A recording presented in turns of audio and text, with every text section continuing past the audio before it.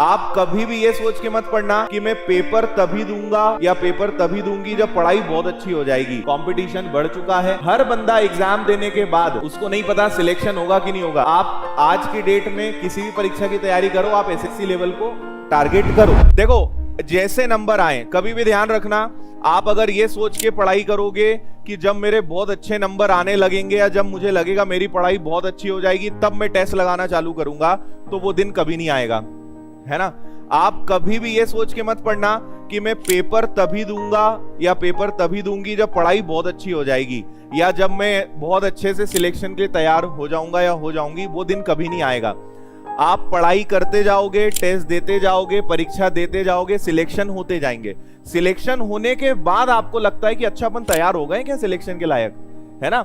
हर बंदा एग्जाम देने के बाद उसको नहीं पता सिलेक्शन होगा कि नहीं होगा। अधिकतर तो ये लगता है कि पता नहीं होगा कि नहीं होगा, लेकिन हो जाता है।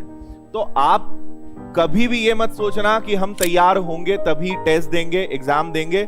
आपके सामने जो मौका है वो आपको देना चाहिए। एग्जाम सिर्फ इसलिए नहीं देना है कि सिलेक्शन लेना है। सिलेक्शन लेना तो है, लेकिन उससे ज्यादा जरूरी क्या होता है? एक्सपीरियंस। ठीक है, आपने अपनी लाइफ में अगर कभी पहले कोई एग्जाम दिया है तो आपको पता होगा कि वो एग्जाम बहुत बिगड़ा होगा, बहुत बुरा गया होगा। लाइफ का पहला ऑनलाइन एग्जाम, क्योंकि अगर 2 घंटे का पेपर है तो शुरू के आधे घंटे और आखिरी के आधे घंटे तो आप सुन्न रहते हो, है ना। हार्ट बीट तेज होती है, पसीना आता है, घबराहट होती है ना। आपको आधा घंटा तो एडजस्ट होने में लग जाता है। फिर जब लगता है कि अरे आधा ही घंटा बचा है, फिर टेंशन में।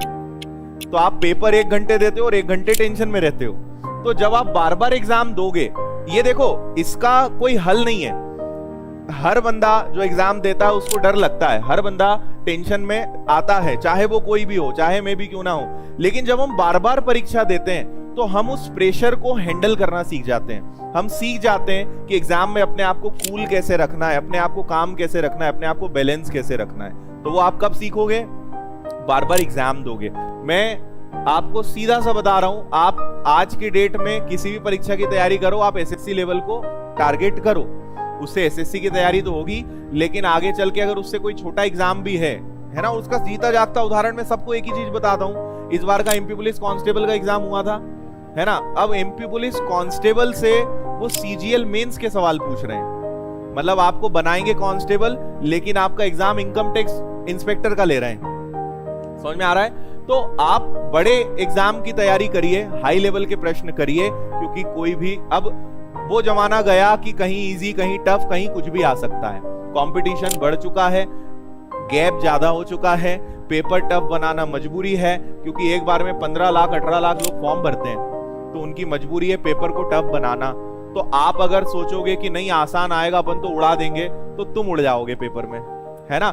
इसलिए पहले से ही भारी भरकम होके जाओ ताकि तुम उड़ ना पाओ, और उसके लिए थोड़ा लेवल बढ़ के पढ़ाई करनी पड़ेगी।